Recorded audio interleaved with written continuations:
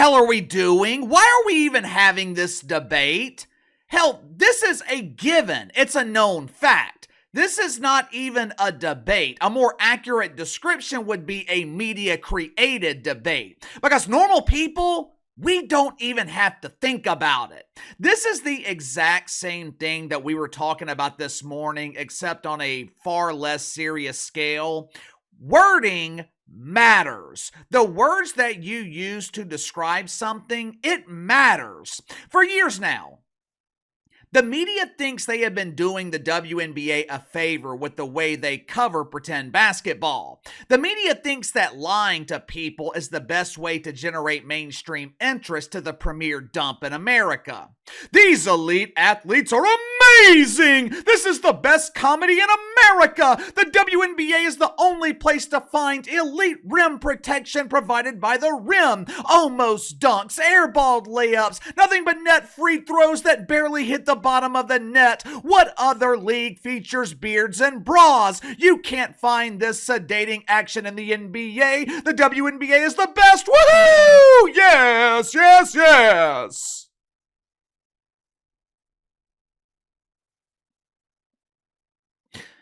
What the media fails to realize is lying about the WNBA, it only makes it worse. We all have eyes. Even the untrained eye can see that the quality of play in the WNBA is abysmal. What I don't understand is why some in the media continue pushing this annual narrative that WNBA players are capable of competing with and beating the scrubs in the NBA, or beating players in the G League.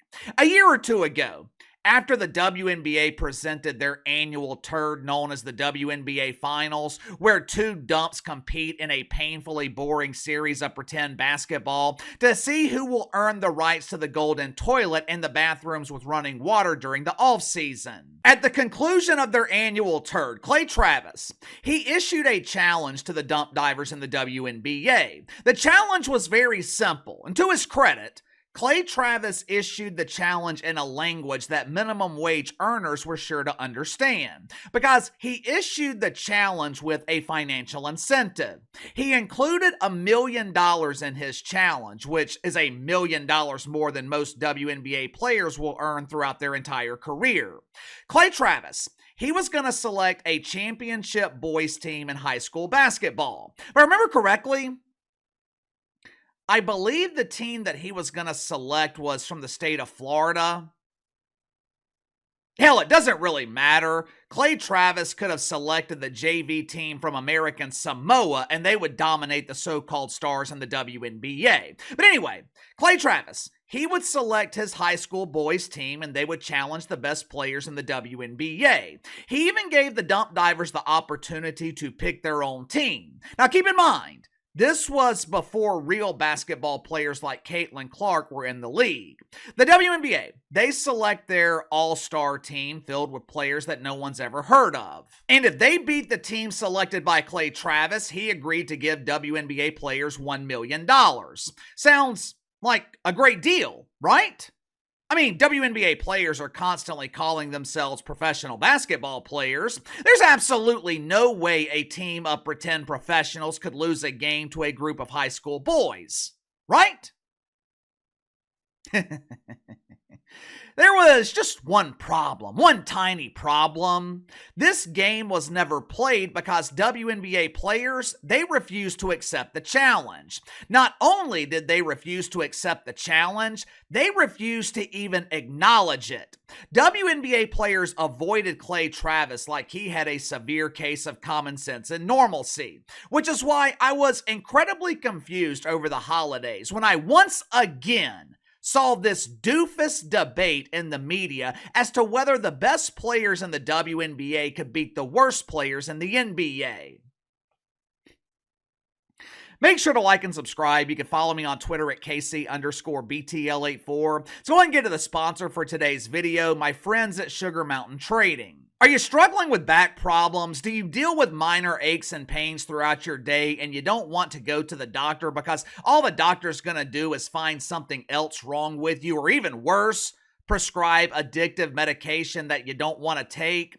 Me personally, I hate going to the doctor, so does my wife, who actually deals with back pain, which is why she started using CBD lotions and oils from Sugar Mountain Trading. No, this is not THC. Not going to make you fill a drug test. These CBD lotions and oils, they are designed for rapid pain relief. My wife deals with nagging back pain from time to time. We have tried over-the-counter stuff. We have tried the chiropractor. Nothing works. Within 5 minutes of me applying CBD lotion from Sugar Mountain Trading, my wife's pain, it was gone. I'm telling you, it is damn near magical. My wife, she keeps a bottle with her at all times. Sugar Mountain Trading also offers CBD bar soap that will keep you pain-free and smelling fresh at the same time. The CBD bar soap comes in a variety of scents ranging from lavender and cherry almond. All CBD products offered at Sugar Mountain Trading, 100% natural, 100% free of THC. So click the link in the description below. Use my promo code BTL20, BTL20. Save 20% off your first purchase with Sugar Mountain Trading. Over the holidays, former NBA role player Jeff Teague, he generated a lot of headlines by talking about the WNBA. Most of the headlines were negative, which doesn't really make sense to me. With a league that has been ignored their entire existence, you would think they would appreciate any attention they could get. But as you guys know, the WNBA and their pretend friends in the mainstream media, they are trying to create this environment where you're only allowed to talk about the WNBA if you're talking about them in a positive manner. Translation, you're only allowed to talk about the WNBA if you're willing to lie about them. Jeff and his friends, they were talking about AJ Wilson, who the media claims is the best player in the WNBA. Of course, most normal people disagree with that assertion. Most people think Caitlin Clark is the best player in the WNBA because she's the only player that people watch. Most normal people have never heard of AJ Wilson. If you ask them about AJ, they'd think of the former quarterback at Alabama.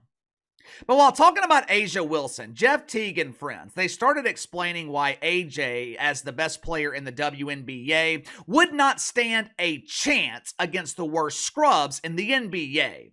They took it a step further by claiming that AJ Wilson could not beat players in the G League or players in college basketball. Now, me personally, I would have taken it a step further than that by saying that AJ Wilson would not stand a chance against high school players. But either way, watch it for yourself. A'ja Wilson can't beat nobody in the NBA. No, That might get spooky. Not bro. one. They did a whole. We're talking bench players, everybody. No, Sham nigga. Do y'all know niggas on the bench used to average 40 in high school and nigga 20 in college? All type. It's of funny because shit. I did. She was on the Knicks Niggas podcast. It was like Jalen Brunson and Josh Hart. She was just like, if me and you play Josh Hart, who gonna win again? He said, me. She's like 11-7. He's like, me 11, right? And they just had like a really funny joke about it. She was just like, nah, I'll get y'all up out of here. He just like, nah, let's not joke about that. Yeah. The top WNBA player is not beating the 12th man. She's not beating a nigga in the G League. So, She's not beating a nigga in college. First of all, obviously, Jeff Teague is right. People have a tendency to forget NBA players are the best athletes in the world. Kendrick Perkins, he was a McDonald's All-American in high school. In high school, he was one of the most dominant players in the country. In the NBA, Kendrick Perkins was a role player. Years ago, Brian Scalabrine, former role player in the NBA, he issued a challenge to the public where the premise was he was closer to being LeBron James than you were. Now, at this point, I think he was retired from the NBA.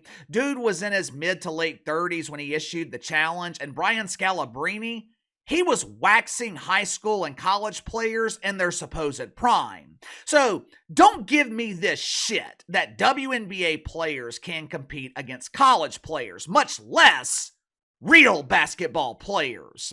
But that is exactly the narrative that Sports Illustrated is trying to push. Headline at Woke Illustrated: former Celtics guard doesn't think A'ja Wilson could beat a G League player. Do you see what I'm talking about with the wording? Do you see how Woke Illustrated makes it sound like Jeff Teague is some kind of dumbass for thinking AJ Wilson couldn't beat a G Leaguer? This article, it was written by some doofus named Alex Kirschenbaum, who I assume doesn't even exist. I would imagine that his real name is AI. I did some research into Alex. He doesn't have a picture on his bio page. Now, in all fairness, that could be because he doesn't want his face associated with this stupidity. Or, more than likely, it's because Alex doesn't exist. His face is a keyboard. And this article was more automated garbage written by Sports Illustrated. But throughout the article, Sports Illustrated makes subtle attempts at making Jeff Teague sound like a fool because he knows WNBA players can't beat real basketball players. Sports Illustrated claimed that real basketball fans were pissed off with this disrespect to elite athletes.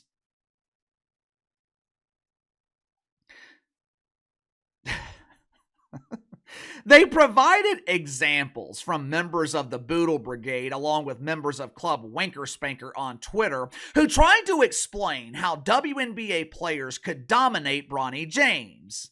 Now, if you have been following this channel for a while, you know exactly how I feel about the spawn of Bron.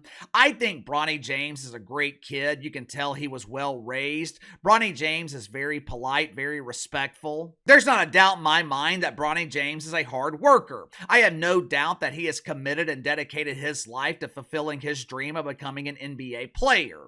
But that does not mean Bronny James is qualified to be on an NBA roster. However, if Bronny James was playing in the WNBA, he would be the MVP of the league. Whatever dump he was playing for, that dump would win the WNBA Finals every season. Like I said in the beginning, this is not a debate. It's a media-created debate. I guess Sports Illustrated caught a lot of shit for posting this article because it's no longer available on their shitty website. Thankfully, I had it saved on my phone. I found this article a couple of days ago and made sure to keep the tab open, but you can no longer find it on their website. I wonder why. Give me your thoughts on this. Jeff Teague claims that AJ Wilson doesn't stand a chance competing against real basketball players. Sports Illustrated publishes an article where they subtly try to make Jeff Teague look like a dumbass for making this claim. And look, this is not some new debate in the media. This topic has been mentioned over the last couple of years. Jeff Teague, he claimed that AJ Wilson even brought it up when she was on an NBA podcast recently. It's the definition of insanity, but sound off in the comments below. Best way to contact me is through email, btlkc84@gmail.com. I'll see you guys tomorrow.